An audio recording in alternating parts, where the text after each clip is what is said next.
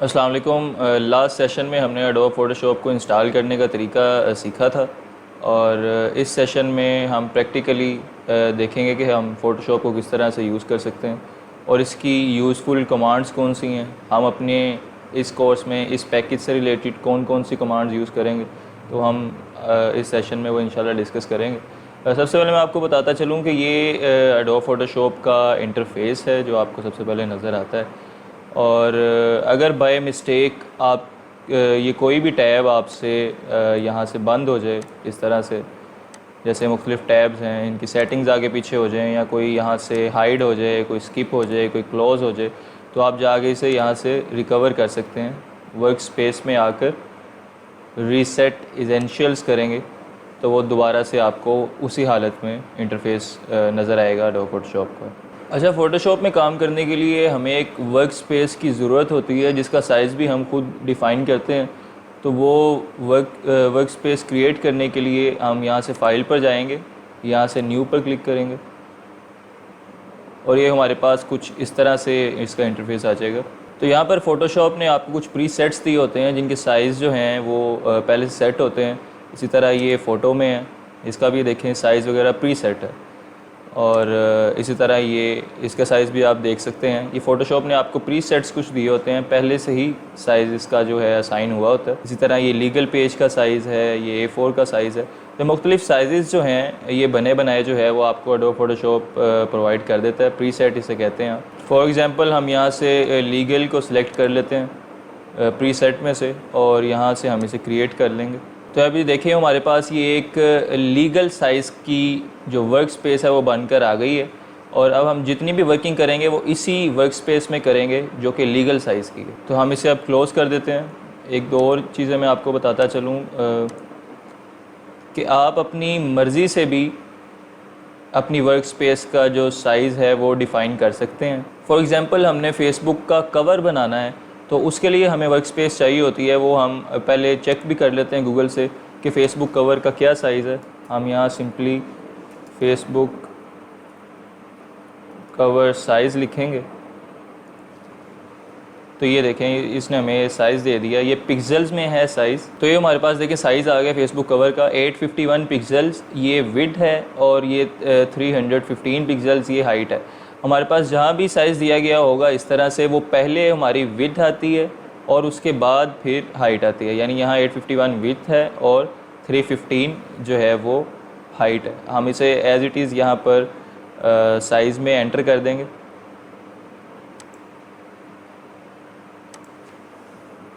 (851) और हाइट 315 यहाँ से हम क्रिएट कर देंगे।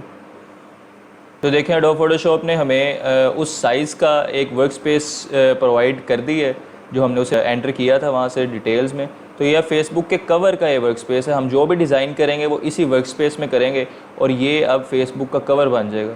यानी इसी तरह जब हम सेव भी करेंगे तो सिर्फ इतनी वर्क स्पेस की जो इमेज है वही सेव होगी जो हम अपनी वर्क स्पेस में यूज़ कर रहे हैं। इसी तरह हम कुछ और सेटिंग्स भी देख लेते हैं। इसे मैं क्लोज़ कर देता हूँ।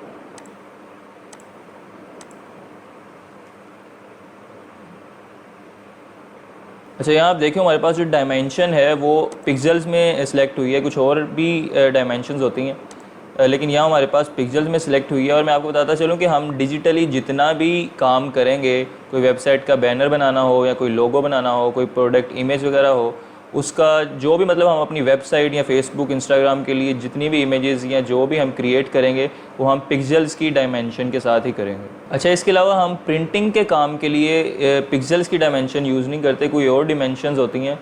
मिसाल के तौर पर हमने अगर विज़िटिंग कार्ड प्रिंट करवाना है तो वो हम दोबारा से ऐसे गूगल से उसका साइज़ ले लेंगे। विज़िटिंग कार्ड साइज़ आप लिखेंगे तो ये देखें इसने हमें यहाँ पर साइज़ उसका प्रोवाइड कर दिया। तो देखें गूगल हमें विजिटिंग कार्ड का जो साइज़ दिखा रहा है वो 3.5/2 है। यानी 3.5 इसमें हमारे कार्ड की विड्थ होगी और 2 जो है वो उसकी हाइट होगी। तो यहाँ पर हम वापस फ़ोटोशॉप में आएंगे तो हम यहाँ से इसकी डायमेंशन जो है वो चेंज करेंगे क्योंकि हमें साइज़ जो दिया गया है वो इंचज़ में दिया गया है और हम जब अब वर्क स्पेस बनाएंगे तो उसके मुताबिक हम इंचज़ में कर लेंगे। यहाँ पे अब हम इसका साइज़ कर देते हैं चेंज। तो ये विड्थ हमारे पास इसकी 3.5 थी और हाइट जो है वो 2 थी।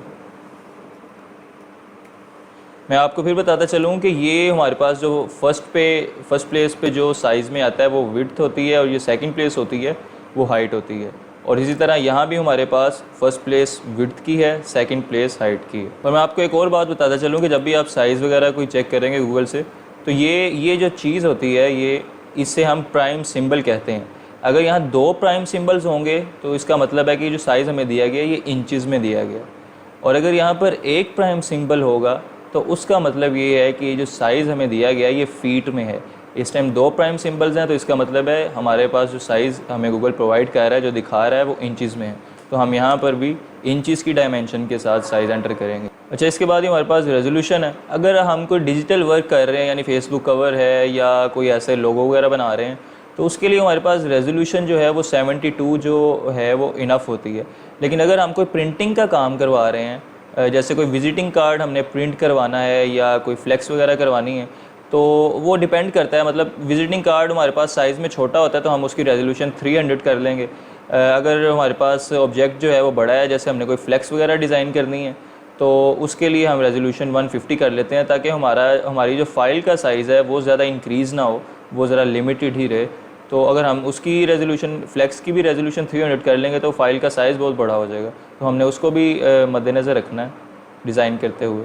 अच्छा, इसके अलावा हमारे पास कलर मोड है। इसमें भी मुख्तलिफ़ मोड्स होते हैं, लेकिन हम RGB कलर ही यूज़ करते हैं। RGB यानी रेड, ग्रीन और ब्लू कलर। जितने भी हम कलर्स यहाँ पे यूज़ करेंगे वो इन तीनों का कॉम्बिनेशन होते हैं, तो हम RGB कलर मोड यूज़ करते हैं और यहाँ पे हम इसे भी 8 बिट ही रखते हैं। अच्छा, इसी तरह ये बैकग्राउंड कंटेंट्स है। ये जब भी हम अपनी वर्क स्पेस बनाते हैं तो ये बैकग्राउंड कंटेंट का कलर डिफ़ाइन करता है कि हमारे पास जो वर्क स्पेस बन रही है वो किस कलर में बन रही है। मतलब यहाँ से हम इसे चेंज भी कर सकते हैं, रेड भी कर सकते हैं, ब्लैक भी कर सकते हैं, जो भी आप कलर चाहें, तो वर्क स्पेस उस कलर की बनकर आ जाएगी। लेकिन ये बिल्ट इन वाइट होता है और रिकमेंडेड भी यही है कि इसे वाइट कलर में ही रखा जाए, ताकि जो हमारे पास वर्क स्पेस आ रही है हम उसे ईज़िली यूटिलाइज़ कर सकें। तो ये वाइट कलर इसके साथ करके हम यहाँ से क्रिएट कर देंगे। अच्छा, क्रिएट करने से पहले मैं आपको बताता चलूँ कि हमारे पास इस टैब में जो सबसे इम्पोर्टेंट चीज़ है वो साइज़ ही है।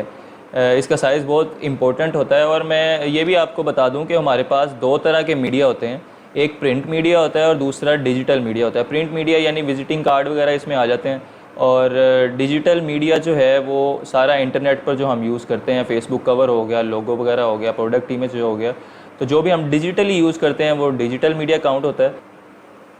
अच्छा, ये हमारे पास वर्क स्पेस आ गई है। गूगल पे हमने जो विजिटिंग कार्ड की वर्क स्पेस निकाली थी उसकी हमने डायमेंशंस वगैरह वहाँ पर एंटर करके न्यू में जाकर ये हमारे पास वर्क स्पेस आ गई है। अच्छा, मैं आपको बताता चलूँ कि अगर हमने डिज़ाइन कोई ख़ुद क्रिएट करना है, कोई वर्क स्पेस खुद क्रिएट करनी है, तो वो तो हम जाकर न्यू में जाएंगे, फ़ाइल में जाकर न्यू में, और उसका साइज़ देकर हम वर्क स्पेस जो है वो क्रिएट कर लेंगे। लेकिन अगर आपने पहले से बने हुए डिज़ाइन को या किसी इमेज को एडिट करना है तो वो फिर मैं आपको बताता हूँ कि वो फ़ाइल में आप जाएंगे और आप उस इमेज या डिज़ाइन को आप ओपन कर लेंगे। मैं उसे ओपन कर देता हूँ।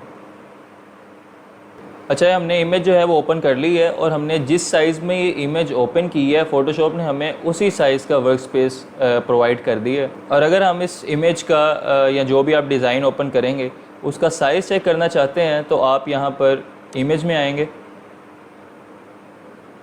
और ये इमेज साइज़ की ऑप्शन है, इस पर क्लिक करेंगे तो ये देखें इसने आपको जो भी साइज़ है उसका वो शो कर दिया कि विड्थ इसकी 1281 है, हाइट 1500 है, और डायमेंशंस वगैरह, पिक्सल्स वगैरह, जो भी सारी डिटेल्स यहाँ पर आपको ये शो कर देगा।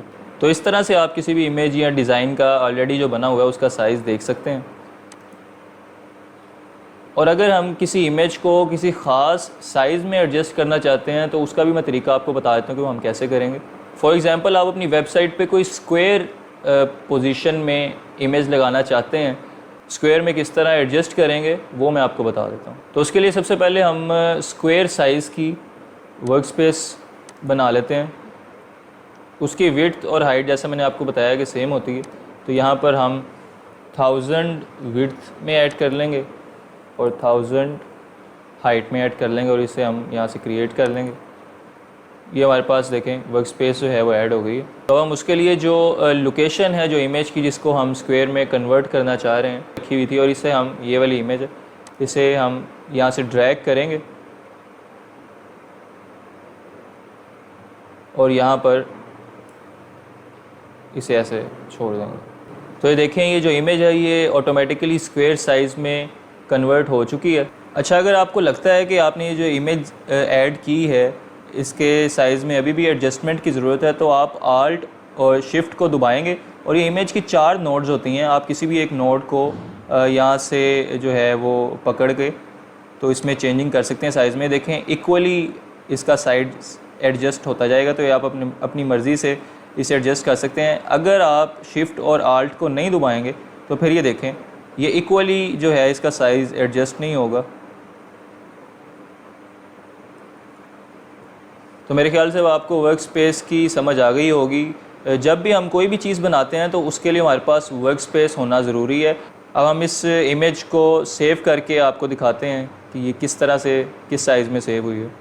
उसके लिए आप सबसे पहले फ़ाइल पे क्लिक करेंगे, उसके बाद आप सेव एज़ पर क्लिक करेंगे। तो ये देखें, आपको एक इस तरह से इंटरफेस एक शो होगा जिसमें आप नीचे फ़ाइल का नाम एडिट कर सकते हैं अपनी मर्ज़ी से। उसी तरह उसके आप फॉर्मेट को भी अपडेट कर सकते हैं और आप उसके अलावा लोकेशन भी यहाँ से सिलेक्ट करेंगे कि आप अपनी इमेज को कहाँ पे सेव करना चाह रहे हैं। मैं यहाँ से डाउनलोड्स पर क्लिक कर लेता हूँ और मैं डाउनलोड्स में सेव करूँगा। यहाँ मैं अपनी मर्ज़ी से उसका कोई नाम जो है वो लिख लेता हूँ, इमेज कर लेते हैं। इसी तरह हम यहाँ से उसका फॉर्मेट जो है वो सिलेक्ट करेंगे। ये JPG फॉर्मेट पे मैं इसे सेव कर रहा हूँ और इमेज सेव करने के लिए आप JPG ही फॉर्मेट यूज़ करेंगे। और ये देखें, हमारे पास JPG की और भी फाइल्स शो हो गई हैं क्योंकि हमने यहाँ से JPG का फॉर्मेट जो है वो चूज़ किया है। तो उस फोल्डर में जितनी भी JPG फॉर्मेट की फ़ाइल्स हैं वो हमें यहाँ पर शो हो रही हैं। अब यहाँ से हम इसे सेव पर क्लिक करेंगे और ये हमारे पास ये इमेज जो है वो सेव हो जाएगी। अच्छा, यहाँ पर ये हमसे साइज़ का पूछता है हमसे साइज़, तो मैं आपको रिकमेंड करूँगा कि आप इसे लार्ज फाइल पर ही ले जाएँ क्योंकि इससे क्वालिटी जो आपकी इमेज की है वो हमेशा बेहतर रहेगी और आप इसे इसी तरह से सेव कर देंगे। तो ये जो हमारी फ़ाइल है ये अब सेव हो चुकी है। अब जाकर हम दोबारा उसे देख भी लेते हैं, ओपन करते हैं। तो हमने इमेज के नाम से अपनी फ़ाइल सेव की थी। मैं आपको इसकी डायमेंशंस भी दिखा देता हूँ। ये देखें, 1000 बाय 1000 इसकी डायमेंशन है। जिस तरह से हमने वर्क स्पेस में इसे सेव किया था वही डायमेंशन यहाँ पर शो हो रही है। इस सेशन में आपको बेसिकली हमने वर्क स्पेस के बारे में बताना था। तो आने वाले सेशंस में हम आपको लेयर्स के बारे में और जितने भी बेसिक टूल्स हैं एडोब फोटोशॉप के वो किस तरह यूज़ करते हैं उसके बारे में बताएंगे। अल्लाह हाफ़िज़।